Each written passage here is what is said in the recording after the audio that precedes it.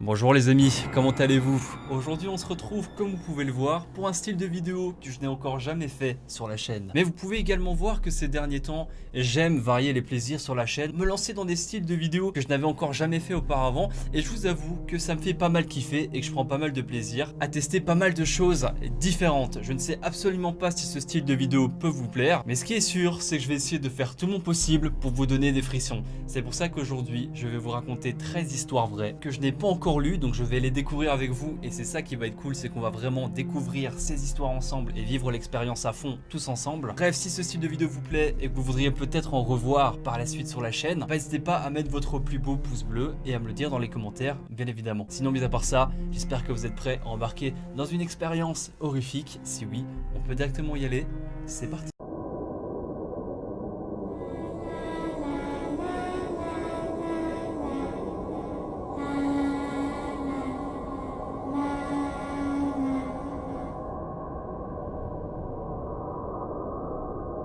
Alors les petits amis, j'ai trouvé 13 histoires ici sur le site BuzzFeed. Alors j'espère que les histoires sont vraies. Après peut-être que les gens peuvent inventer des choses. Mais le principal c'est d'avoir quelques frissons.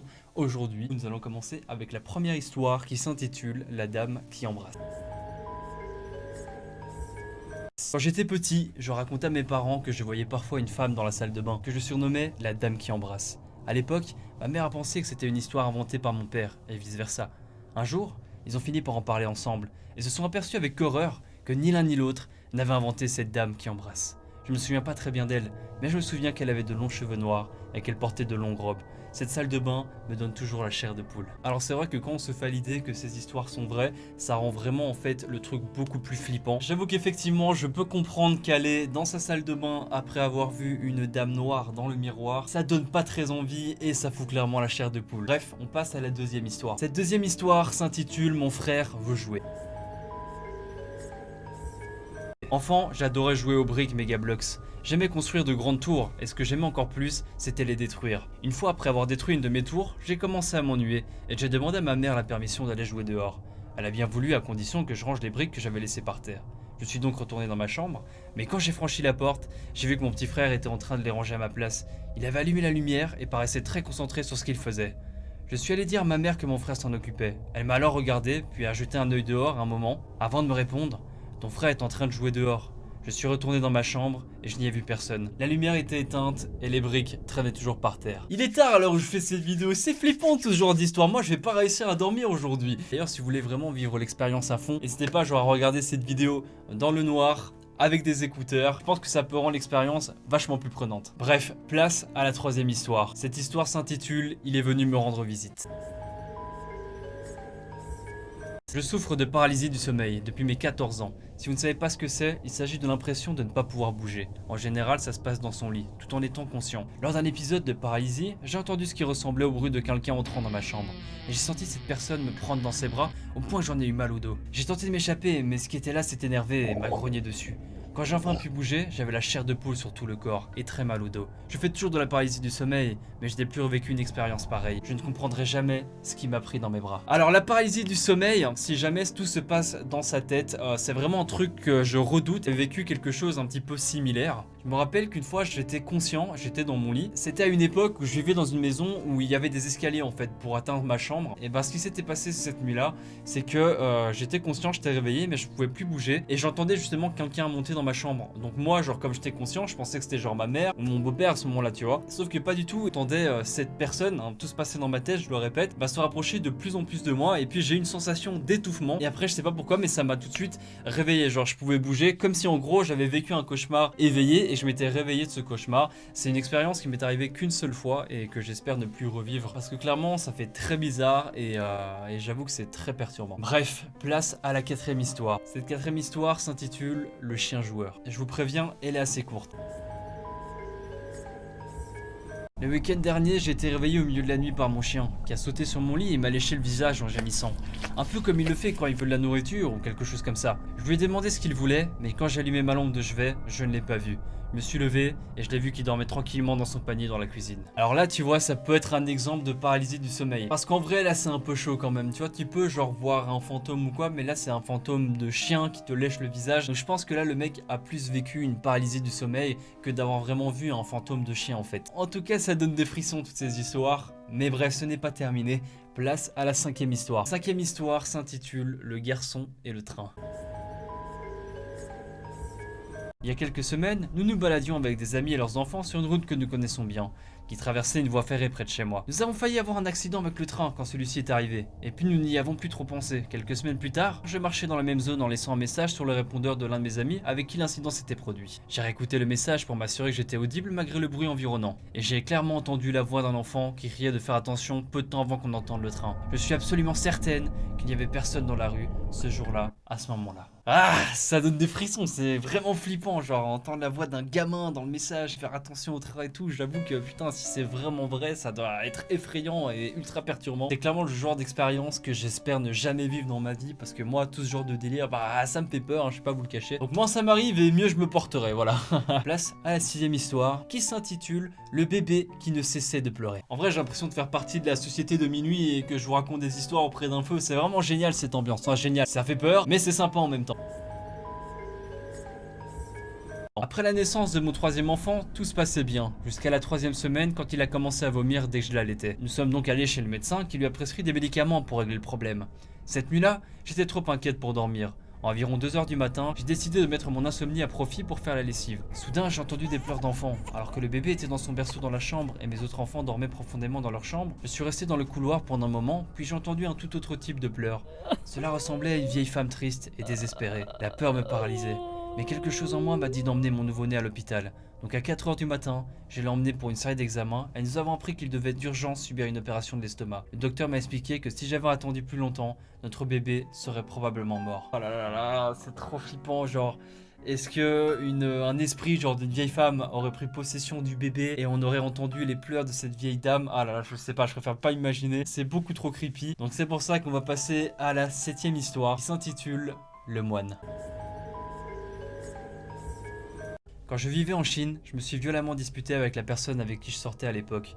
Je suis parti de l'appartement dans lequel nous habitions et je me suis retrouvé dans un temple au sommet d'une colline avoisinante. La vue depuis le temple était magnifique et j'étais déjà allé plusieurs fois pour me vider la tête. Je me suis recroquevillé sur un vieux banc en bois et j'ai pleuré jusqu'à m'endormir. Mon sommeil a été interrompu par le son de quelqu'un s'approchant puis s'asseyant sur le banc sur lequel j'étais en train de dormir. J'ai bondi et me suis excusé de m'être endormi, mais il n'y avait personne.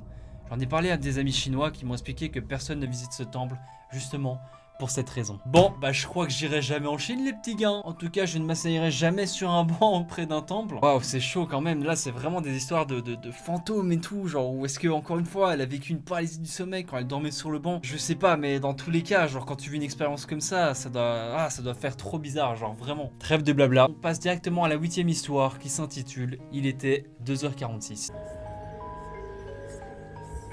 Récemment, je me suis réveillé au milieu de la nuit. La maison était calme, les chiens dormaient, et je me suis demandé ce qui avait bien pu me réveiller si soudainement. En regardant dans la pièce, j'ai vu quelque chose qui ressemblait à une silhouette humaine debout près de mon lit. Mais au lieu d'être entièrement noire, elle semblait composée de milliers de petits points noirs qui se déplaçaient très vite. J'ai cligné des yeux, confuse, n'en croyant pas mes yeux, mais la forme a continué à se déplacer dans la chambre.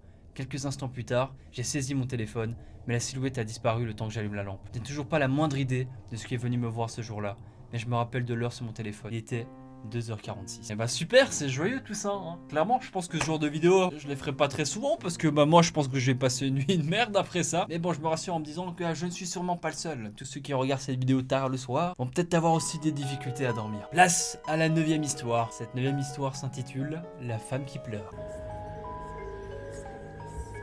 Je vous avertis, cette histoire est beaucoup plus longue. La maison de mes grands-parents n'est pas très grande. Mais les patios, oui. Celui à l'arrière de la maison comportait même une petite serre dans laquelle ils faisaient pousser leurs fruits et légumes. Derrière la maison se trouvait une plantation d'agaves entretenue par mon grand-père et au fond de ce terrain, des toilettes de jardin qui finissaient simplement dans la rivière, située à l'arrière. Une fois, tandis que mes frères et sœurs, mes cousins et moi jouions dans la plantation d'agaves, j'ai décidé d'aller aux toilettes au fond du jardin. La porte ne fermait pas complètement. J'ai donc demandé à deux de mes cousins de tenir la porte le temps que j'aille aux toilettes. Quelques instants plus tard, j'ai entendu un cri à glacer le sang et le bruit de mes cousins qui s'enfuyaient des toilettes.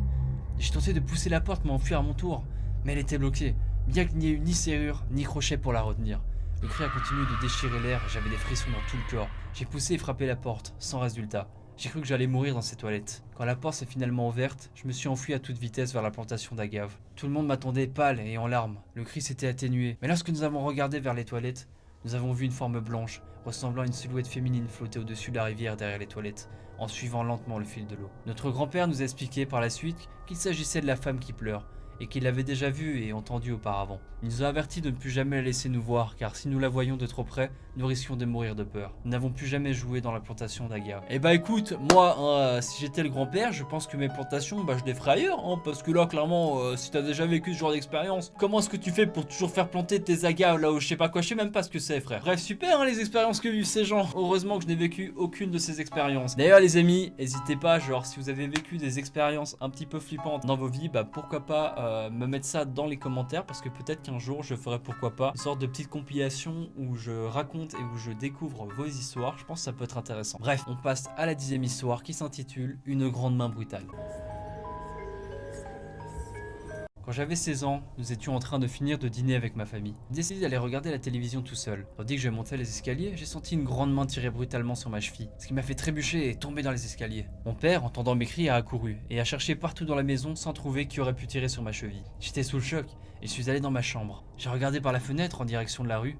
Au coin de la rue se tenait une jeune femme en robe blanche. Elle avait de longs cheveux bouclés et semblait ne pas avoir de pieds. Elle flottait au-dessus du trottoir. J'ai crié de peur et ma soeur a couru dans ma chambre en expliquant qu'elle aussi avait vu la femme flotter. Nous sommes tous les deux allés nous coucher en pleurant. 12 ans plus tard, je monte toujours les escaliers chez moi aussi vite que possible. Très clairement, une expérience comme ça, je pense que ça te choque à vie. Voilà, moi je vis ça, frère. Même dans 50 ans, gros, j'aurais toujours peur. C'est chaud quand même, putain. Plus je lis ces histoires et plus vraiment je me dis, mais la vérité, mais faites que ce genre d'expérience ne m'arrive jamais. Moi, je serais beaucoup trop sensible à ce genre d'expérience, vraiment. Puis même, ça doit te suivre la nuit et tout. Genre, tu dois en faire des cauchemars, frère, c'est chaud. Bref. Place à la 11e histoire qui s'intitule Une dernière étreinte. J'ai beaucoup déménagé avant de m'installer de manière plus permanente. L'une des nombreuses maisons où j'ai vécu avait 2 étages et j'avais tout le rez-de-chaussée pour moi. Une nuit, mon chien a commencé à aboyer et a couru vers ma chambre. Il a continué d'aboyer vers la porte mais a refusé de s'en approcher. Je me suis levé, j'ai regardé la porte, mais ne voyant rien d'étrange, je me suis recouché après avoir calmé mon chien. Un peu plus tard, je me suis réveillé mal à l'aise et apeuré sans raison apparente. Je me suis recroquevillé sur un côté et j'ai tenté de me rendormir. Mais le sentiment de quelqu'un m'étreignant par derrière m'a réveillé. J'étais incapable de bouger ou de crier. Et je me suis donc contenté de fermer les yeux aussi fort que possible en répétant dans ma tête toutes les prières dont je me souvenais jusqu'à me rendormir. Je ne saurais jamais qui ou quoi m'a étreinte cette nuit-là. Et écoute, moi je préfère ne pas le savoir. C'est pour ça qu'on passe directement à la 12e histoire. La 12e histoire s'intitule Le mari fantôme.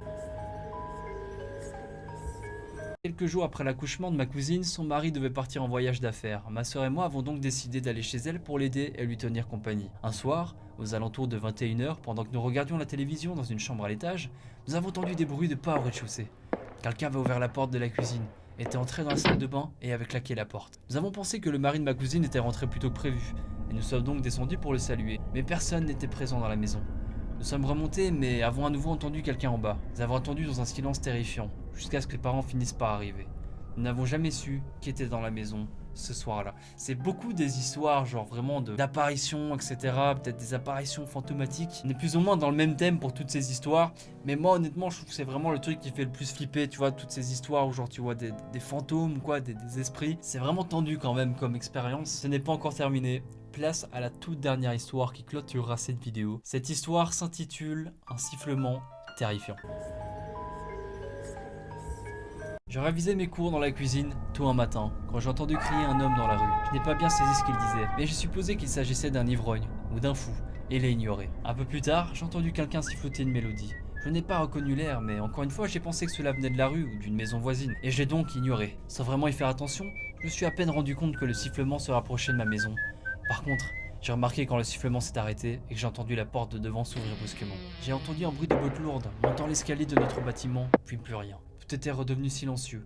Puis sans que je ne m'y attende, l'air a repris et le sifflement semblait venir juste à côté de mon oreille. Trop terrifié pour faire le moindre mouvement, j'ai senti une lourde main se poser fermement sur mon bras, tandis que le sifflement continuait. Quand j'ai enfin repris mes esprits, j'ai appelé mon père en criant.